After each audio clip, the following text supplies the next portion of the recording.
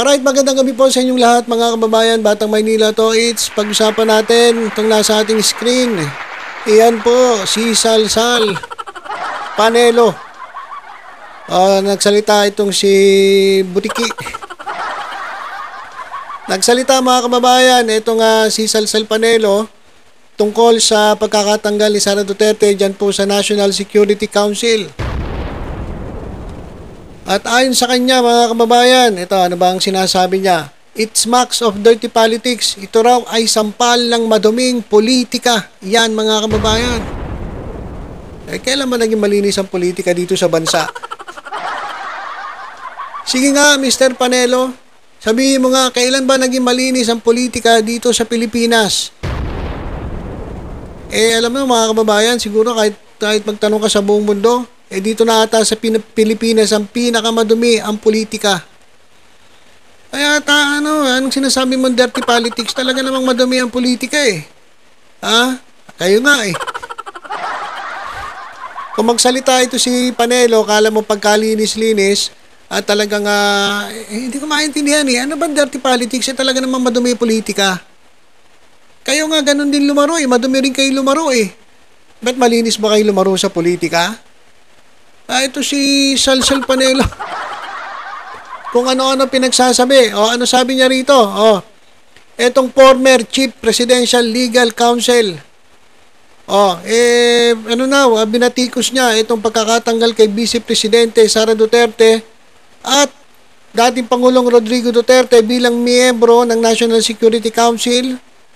Dahil nga po pinirmahan ni Pangulong Bongbong Marcos itong Executive Order number 81 series of 2024 at tinawag niya itong ill-advised presidential move.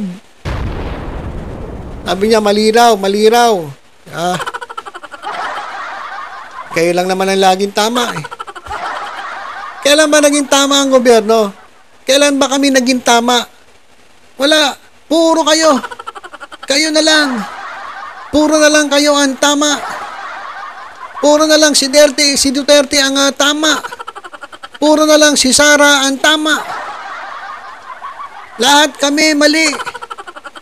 Puro na lang mga DDS, mga vloggers ng DDS ang magagaling. Sara Duterte ang pinakamagaling. Pinakamagaling na Pangulo si Rodrigo Duterte. Naman lagi sinasabi na ito ni Salsal Panelo eh. Wala namang ibang magaling sa kanila kundi itong mga Duterte. Mukha ka nang diba? Wala namang ginawang mali ang mga Duterte para sa'yo. Lahat tama. Kahit mali, tama pa rin. Lahat naman talaga eh. Diba? Lahat na lang ng gawin ni Duterte tama para sa'yo. Lagi kang bow. Alam mo kung bibigyan ka ng award, loyalty award, sa totoo lang, ikaw ang number 1 eh. Kadalasan nga, nakikita ko, pag nagsasalita ka, pampalakas lang ng loob eh. Para lang lumakas ang loob ng mga kasamahan nyo kasi alam ko, sa totoo lang, hinang-hina na kayo eh. Dahil sa mga nangyari sa paligid, sa mga survey, alam ko naman na talagang ramdam ninyo na nagbabagsakan na itong karisma ni Presidente Duterte, pero ikaw kung magsalita ka, pinakamagaling pa rin si Digong, si Tatay Digong, pinakamagaling si Sara Duterte, ang gagaling ng mga vlogger, ng mga DDS, ang gagaling namin, kami lang ang magagaling. Ay naman lagi yung sinasabi. Si Marcos panay mali ang ginagawa. Walang tamang ginawa ang gobyerno. Ayan si Salsal Panelo. Salsal! Sige lang! Diba? Wala. Panay mali. Tayo mali. Pag sumuporta ka sa gobyerno, mali ka. Anak ng toko ka, Panelo. Mali daw. Itong pagkakatanggal dun sa dalawa. Hindi raw maganda. Ito raw ay sampal ng maruming politika. Kailan ba naging malinis ang politika? Ugok pala to. Ito raw, desisyong ito ay politically motivated. describing it as another brazen measure to diminish the political star power of BP Sara and FPRRD.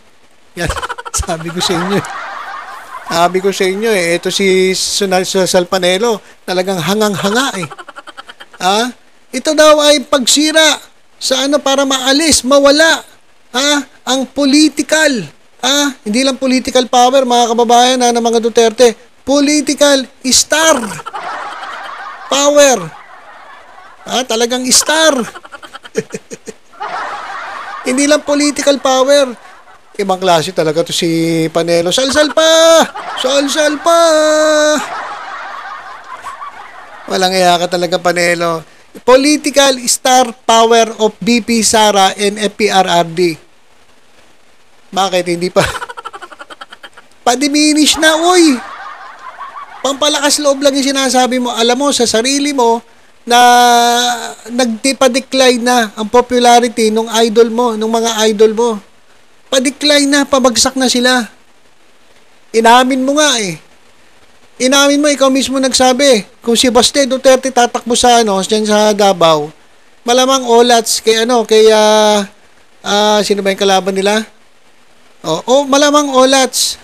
Kaya sabi mo, kinakailangan na tumakbo sa Davao, si Tatay Digong. Kasi matatalo si Baste. Alam mo mismo sa sarili mo na pabagsak na ang mga Duterte. Tapos ito ka na naman. Sabi mo, ito raw ay para ma-diminish ang political star power. Meron pa talagang star margarine. Sabi pa ni Panelo, ito raw pagkakatanggal din kasama si Gloria Macapagal-Arroyo at Joseph Estrada. Ito raw ay paraan din para targetin si Sara Duterte at si Rodrigo Duterte.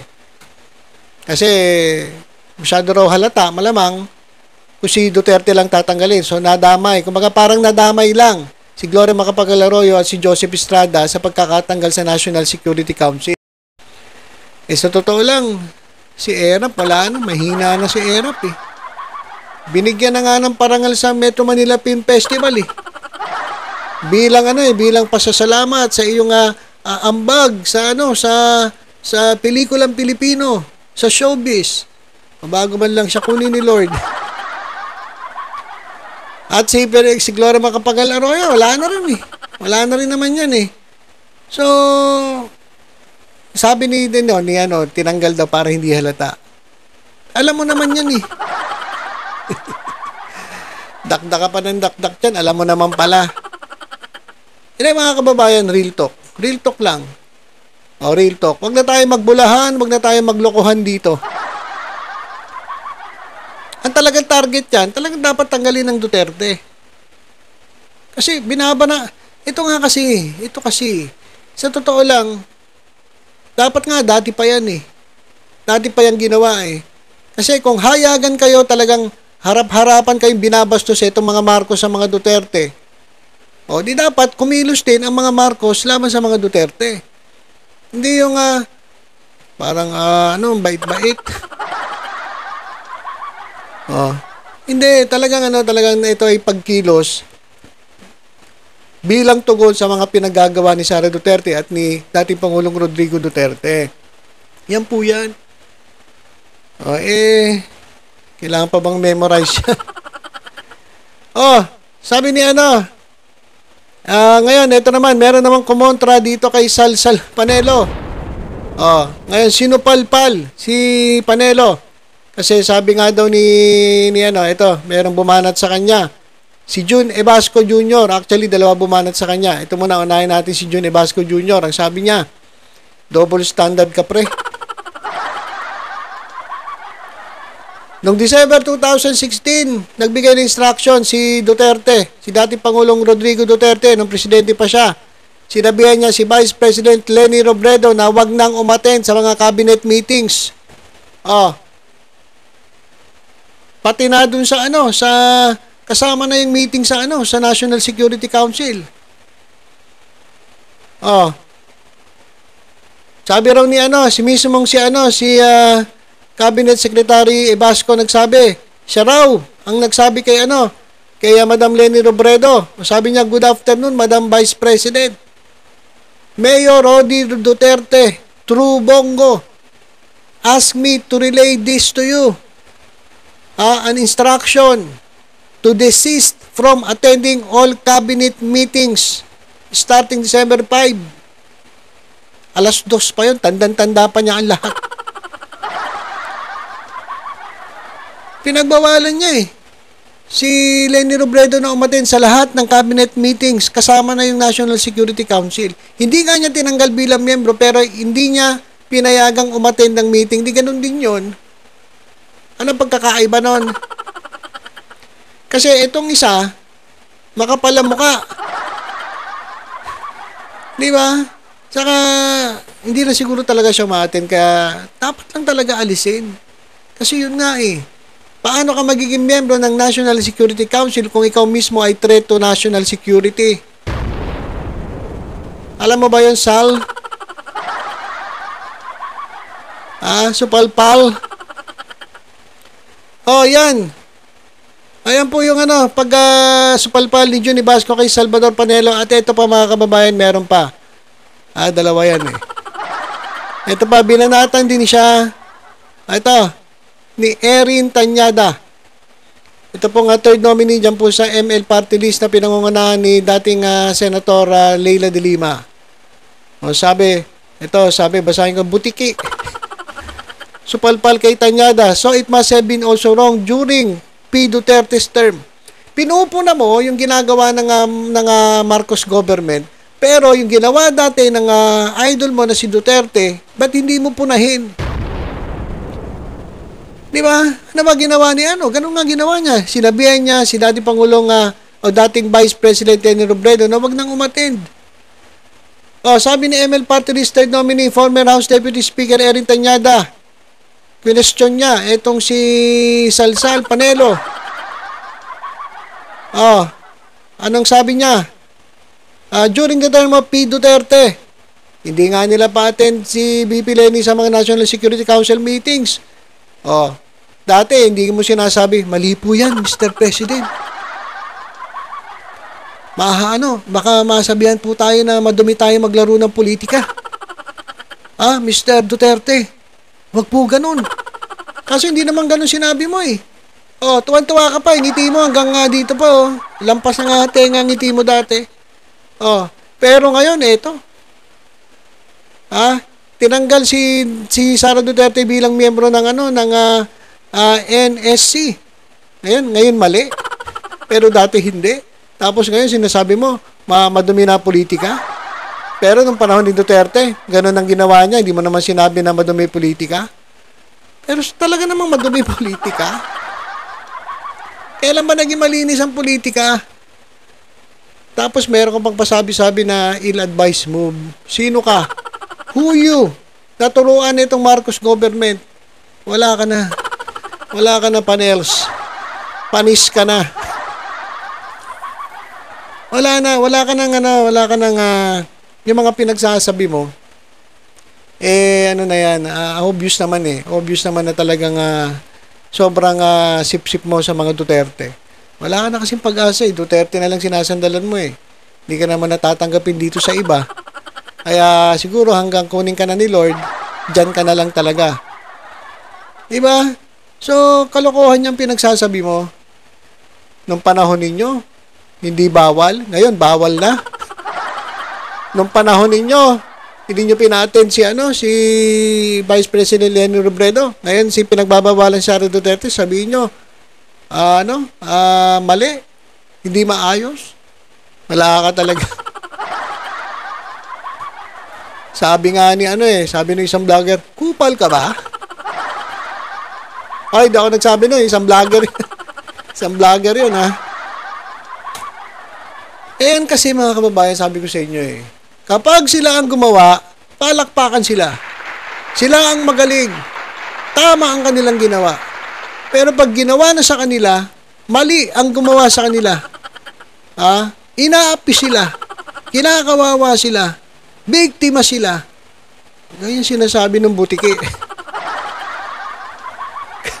Kaya ulitin ko yung sinabi ng vlogger, ha. Vlogger, ha, sabi niya, kupal ka ba? Okay, so yun lang mga kababayan. Kawawa naman to. Hintay-hintay mo na lang yung pagpirma ni Kibuloy. Makapirma na ni Kibuloy yung kaluluwa mo. At, nagsabi ka na ba? Magpapapirma ka na ba kay Kibuloy? So yun lang mga kababayan, supalpal na naman. Etong si Salsal Panelo. Mahilig kasi talaga to, pumapil, no? Kaya mahilig talaga magdadakdak para maipagtanggol niya lang itong kanyang mga sinasandalan. Talagang nasusupalpal na, mga kababayan. Okay, so yun lang. Basta tutok-tutok lang po dito sa Batang Maynila to, sa iba pang updates. Ingat po tayong lahat. God bless po.